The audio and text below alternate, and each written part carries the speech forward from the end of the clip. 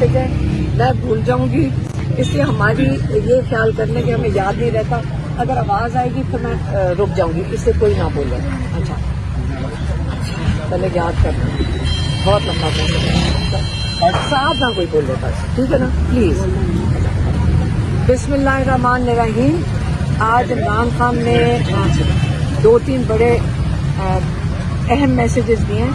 पहले इमरान खान और बुशरा बीबी के बारे में बता दूं, क्योंकि इमरान खान की सेहत के बारे में काफ़ी क्या सराहियाँ होती हैं। इमरान खान की सेहत माशाल्लाह बहुत ज़बरदस्त है, वो बिल्कुल अच्छी सेहत में है और उनकी कोई ऐसा कंप्लेन नहीं है। सिर्फ ये है कि हमारी फैमिली ने दरख्वास्त डाली है उनका कंप्लीट मेडिकल चेकअप हो, क्योंकि लोग कह रहे हैं कि उनको कुछ दिया जाए, चला हो सकता है कि उनको दिया जाए, इससे हम मेडिकल चेकअप उनका कंप्लीट करवाना चाह रहे हैं।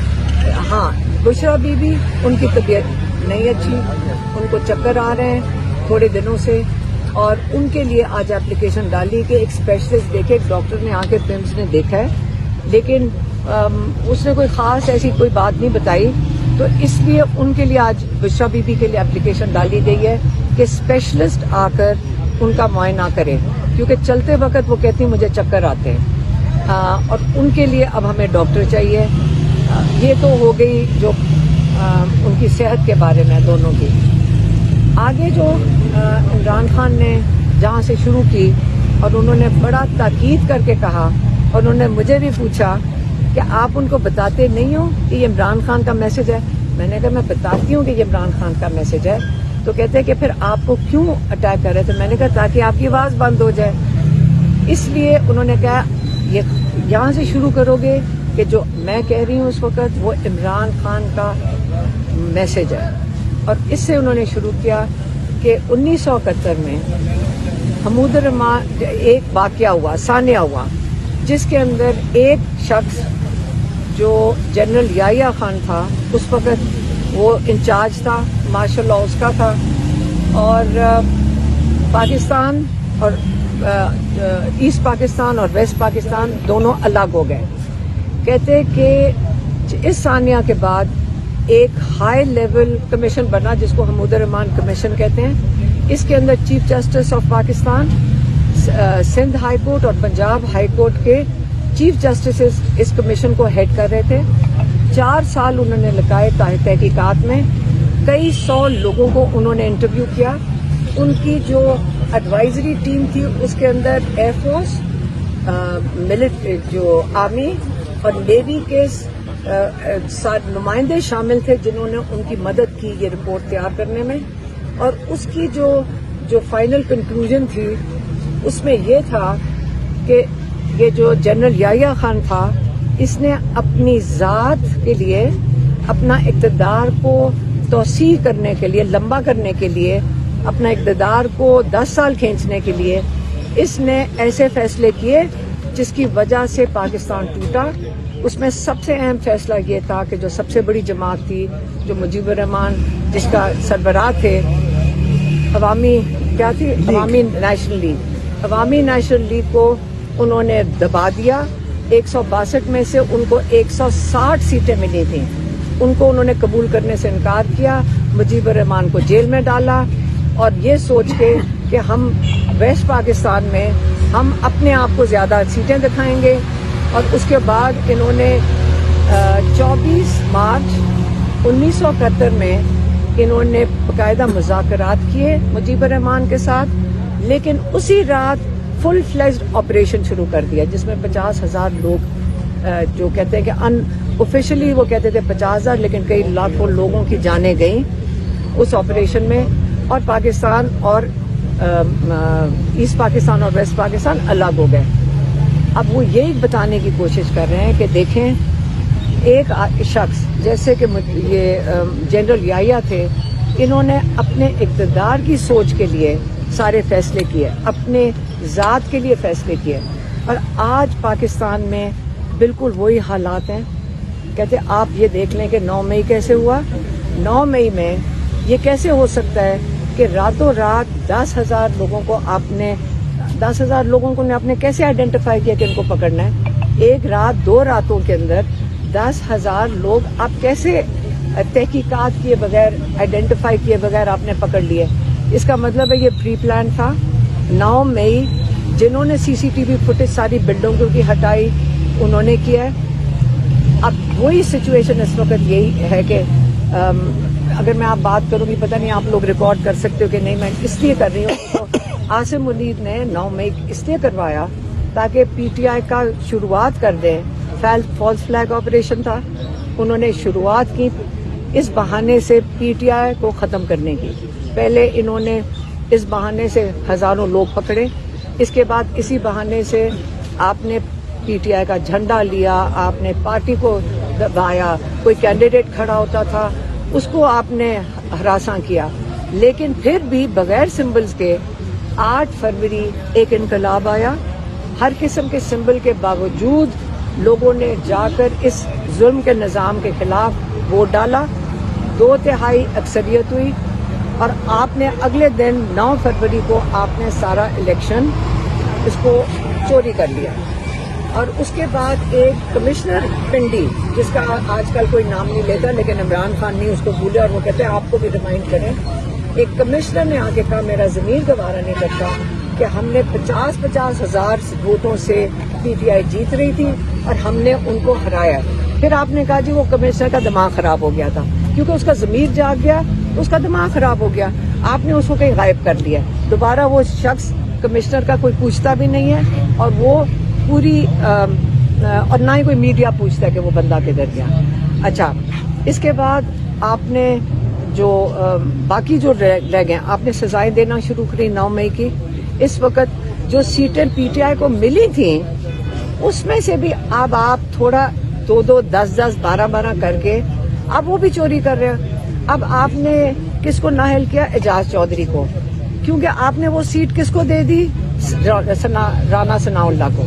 اب آپ اپنے لوگوں کو لوگوں کی سیٹیں ناجائز نااہل کر کے, ناجائز سزائیں دے کر ان کو اب نااہل کر کے ان کی سیٹیں آپ قبضہ کر رہے ہیں 2 4 کر کے. تو عمران خان نے یہی کہا کہ آپ دیکھیں کہ یہاں کیا ہو رہا ہے, آپ ان کی حکومت کو لیجیٹمائز نہ کریں. آپ کو سمجھے کیا کہہ رہے ہیں؟ ابھی جو بائی الیکشن تھے انہوں نے کہا میں نے اس لیے ان کو کہا تھا کہ جو بائی الیکشن ہیں جب انہوں نے زیادتی کیا لوگوں کے اوپر, ان کو ناجائز نااہل کیا ہے, ناجائز ان کو 10 سال کی سزائیں دی ہیں, آپ نے ان کی چھوڑی ہوئی ان کی قبضہ کی ہوئی سیٹوں کے اوپر آپ نے ان کو لیجیٹمائز نہیں کرنا, کیونکہ نون لیگ نے پھر ان کو چوری کر کے لے جانا ہے.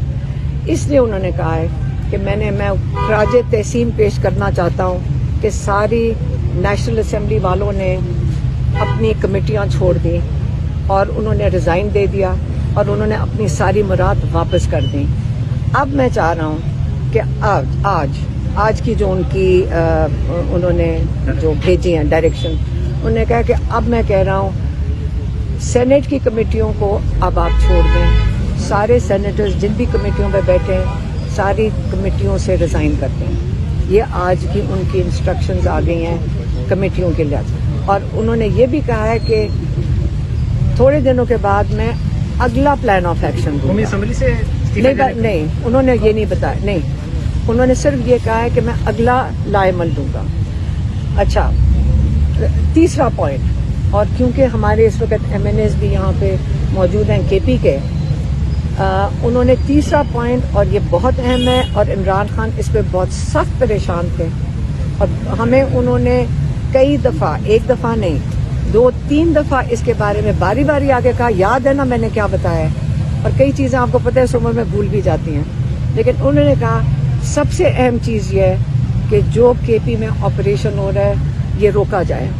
کہتے اسی طرح جب ایک دفعہ انہوں نے پہلے آپریشن کیا تھا اے این پی کی حکومت کے اوپر یہ بات آئی تھی, کیونکہ آگے جو بھی ایکٹ ان کا ہے یا جو بھی ان کے پاس ہے وہ پولیس آگے کرتے ہیں. کہتے ہیں ہمارے پولیس کے اہلکار شہید ہو رہے ہیں, ہمارے دوسری طرف ہمارے ہی لوگ شہید ہو رہے ہیں, اور یہ چیز ہاتھ سے نکل جائے گی کیونکہ اس سے دہشت گردی بڑھے گی.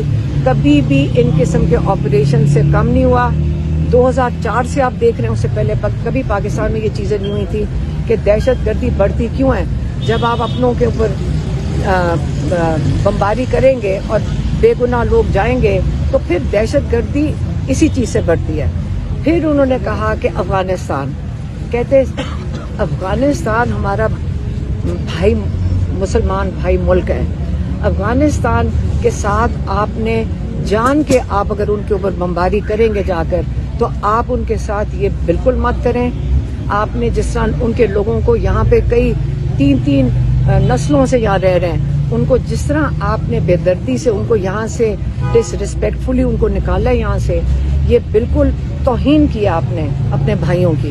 اور کبھی بھی آپ یاد رکھیں رسول پاک صلی اللہ علیہ وسلم جب ہجرت کر کے کہاں گئے تھے؟ مدینہ. لوگوں نے ان کو اپنے گھروں میں کیا تھا کیونکہ ان کی مشکلات تھی اپنے شہر میں، ان کو کتنا ان پہ ظلم کیا جا رہا تھا. تو آج آپ کے مسلمان بھائی جب آپ کے پاس آئے ہوئے تھے، آپ ان کو دھکے دے کے باہر نکال رہے ہیں، یہ ان کے اوپر ان کو بڑا دکھ تھا. پھر انہوں نے کہا آپ نے ایمبیسڈر کو جیسے کیا، میرے خیال میں وہ واپس گئے تو ان کو واپس آنے کی اجازت نہیں دی. تو یہ بڑی اس پہ انہوں نے بہت اس پہ سختی سے اس کا نہ وہ خوش نہیں تھے اس بات پہ.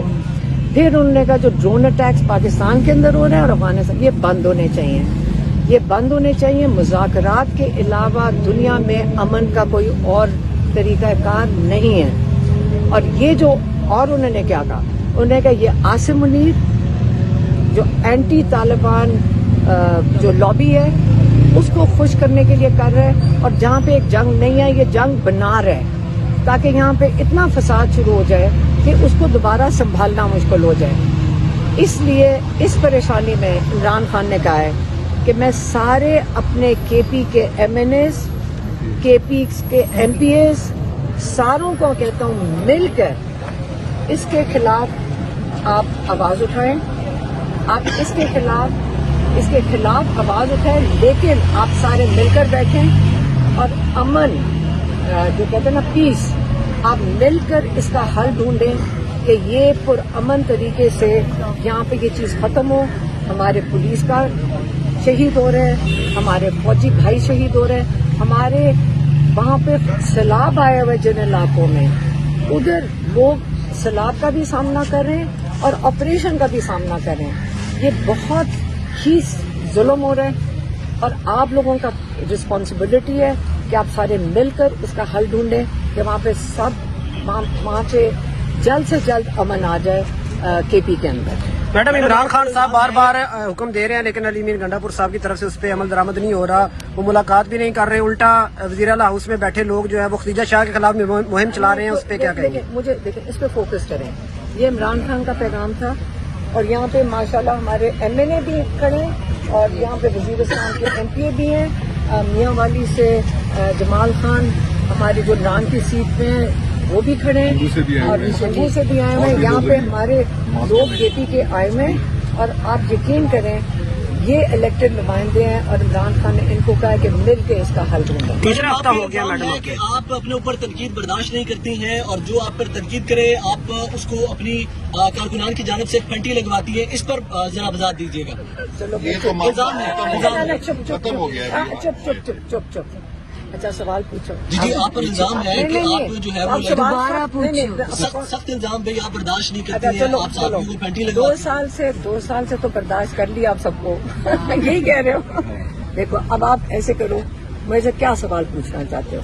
اب یہ دیکھو جب عمران خان کا پیغام ہے نا بیٹا یاد رکھو سب سے اہم چیز عمران خان کا پیغام ہے. اگر آپ اس کو ختم کروانے کے لیے آتے ہو اور یہ سارا تماشا کرو کہ مین اسٹریم میڈیا بھی بوائکاٹ کر دے تو کوئی بات نہیں. ہم عمران خان کا پیغام ویڈیو بنائیں گے، اگر آپ ڈال سکتے ہیں تو آپ ڈال دیں.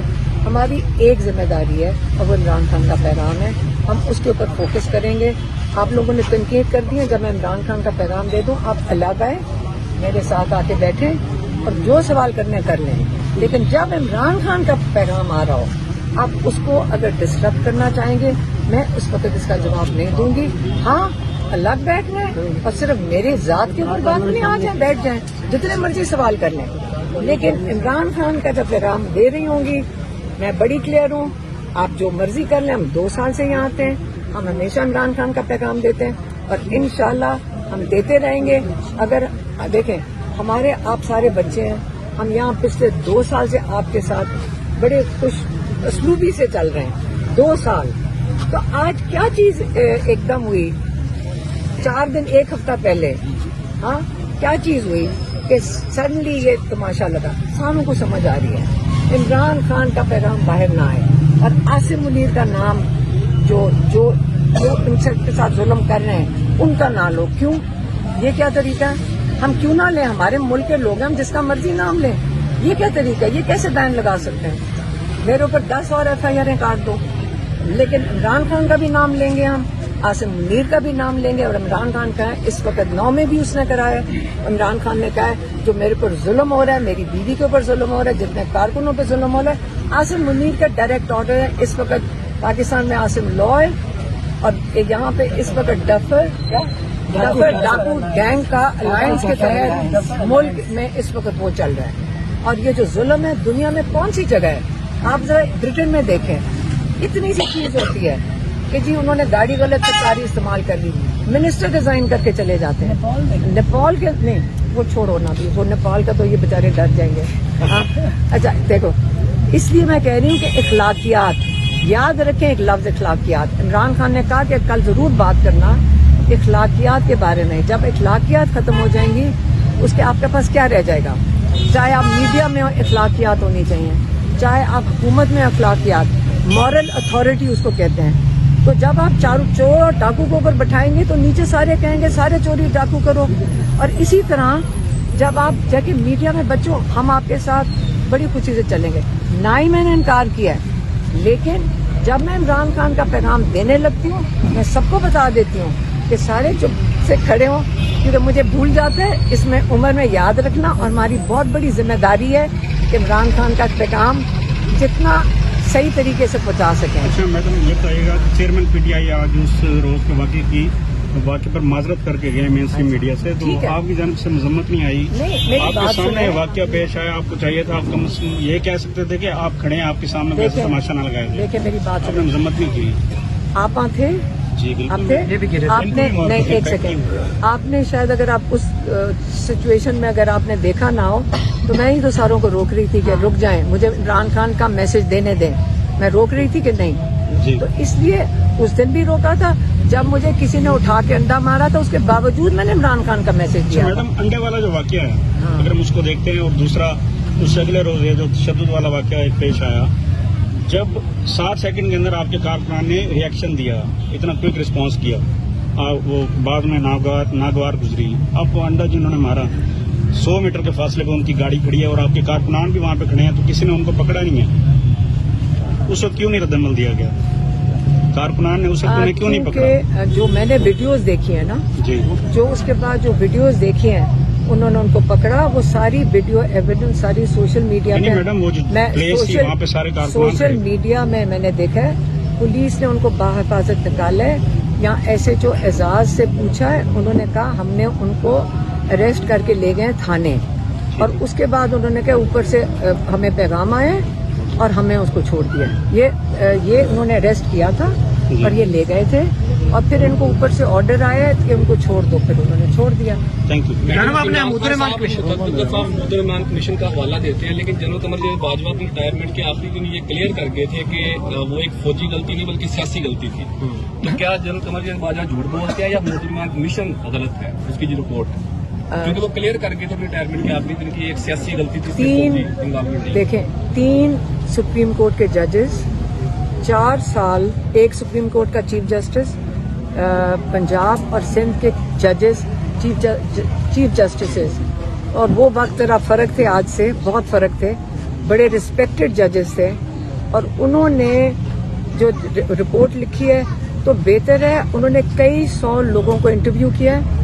उस रिपोर्ट को अगर आप समझना चाहते हैं, और आपके लिए भी अच्छा होगा कि बाजवा साहब क्या कह रहे हैं, आप रिपोर्ट पढ़ लें, या मिलती है बाजार में, सब जगह मिलती है, ठीक है। और आर्मी फोर्सेस के चीफ